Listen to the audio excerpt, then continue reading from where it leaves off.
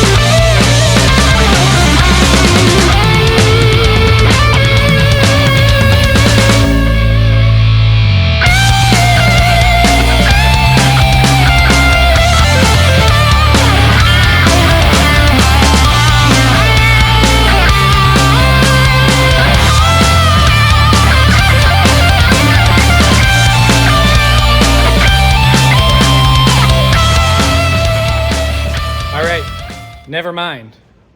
It looks like we were right.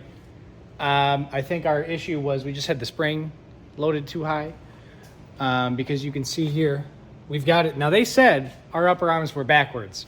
When we flipped them around, it wasn't right. So you can see we've got them back on with the straight end. I don't know how you'd say that, but it's straight on the front side. The front of the car is this way, obviously. And you can see it does work now. So this upper arm is on, lower arm, this link here. And you know what the thing was? We flipped it around, and this bump stop here, which does come in contact with the frame, this bump stop, when it was flipped around, was 3 inches back. No way it's going to hit anything and actually do its job. So, it looks like we were correct. We were correct. So we're going to keep chugging along here. And yeah, we're just going to have to, good thing we've got these all greased up. We're going to have to just put that spring down, and then we can get the other side on.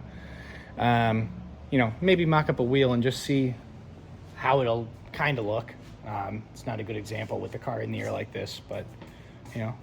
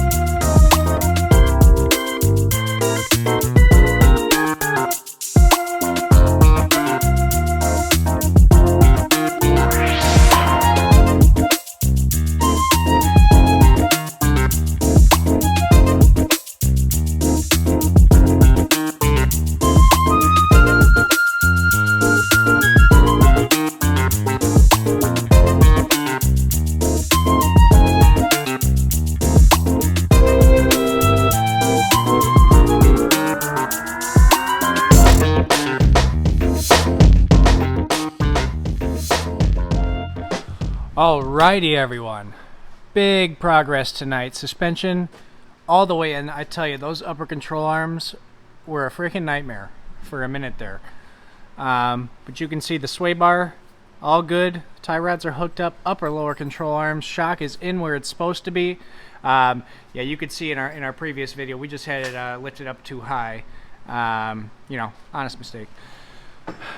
But yeah, so front end, besides the engine, pretty much good to go.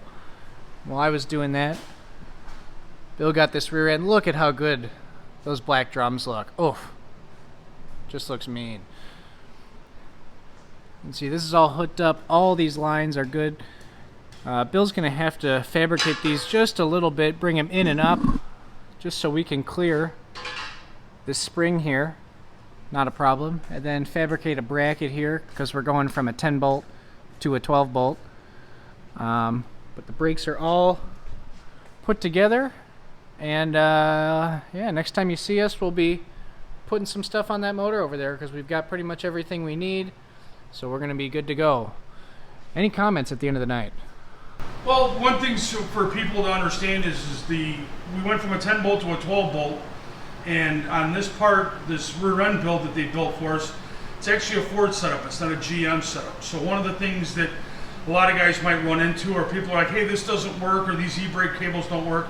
Sometimes you have to think outside the box, and that's one of the things that I did tonight, was obviously years of working on cars and stuff, you understand how brake systems are, and the GM cables are actually interchangeable with Ford cables.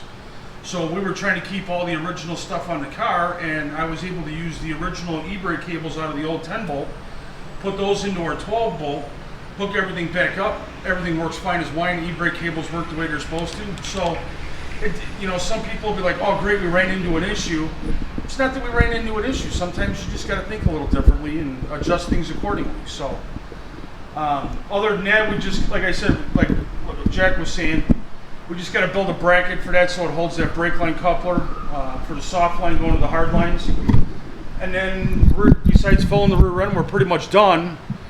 And then when we come back, we're going to start working on the motor, getting that back together again. Timeline-wise, we're right where we need to be. Progress is great, and then once we get all this, get the motor back in and stuff, then we can start going through the front suspension, adjusting the ride height, getting it where we want it, and then you get to see us crawl around on the ground because we don't have a drive-on lift. We want to adjust all the upper control arms, the lower control arms, all that stuff with the load of the vehicle on it, because a lot of times you'll adjust it or tighten it in the air and then you set it down and it puts a little extra twist on the suspension. We got all urethane bushings. We shouldn't have to worry about that, but it's always better to adjust it on the ground. So next time you see us, we'll be playing with the motor, and things go right, we'll be putting it back in.